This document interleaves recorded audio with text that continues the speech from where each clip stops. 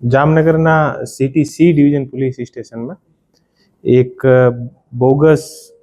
દસ્તાવેજ બનાવીને એક ટોળકી વિરુદ્ધ ગુનો દાખલ થયો હતો અને આ જે ટોળકી છે આ ટોળકીમાં ટોટલ 3 લોકો જે છે વનરાજસિંહ પરવીનસિંહ વાળા જાતે દરબાર જામનગર, મયુરસિંહ ઉર્ફે લાલો ભરતસિંહ સોડા જાતે દરબાર નિવાસી જામનગર, સત્યજીતસિંહ યોગેન્દ્રસિંહ જાડેજા જાતે દરબાર એ પણ હે જામનગરના નિવાસી. એ જે 3 લોકો છે આ 3 લોકો વિરુદ્ધ સિટી સી ડિવિઝન પોલીસ સ્ટેશનમાં બોગસ દસ્તાવેજ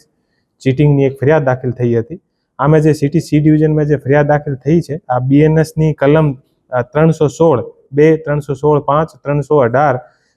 4 336 2 336 3 અને 338 અને 341 1 341 2 341 1 અને 341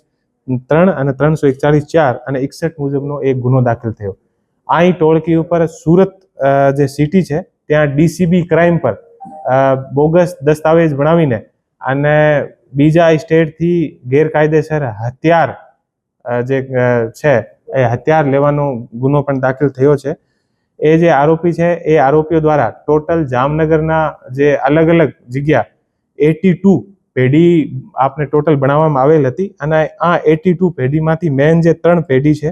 આ 3 પેઢીનું નામ છે મિત એન્ટરપ્રાઇઝીસ, મયુર એન્ટરપ્રાઇઝીસ અને એનવી એન્ટરપ્રાઇઝીસ. આ 3 પેઢી અને બીજા ટોટલ 82 પેઢીના માધ્યમથી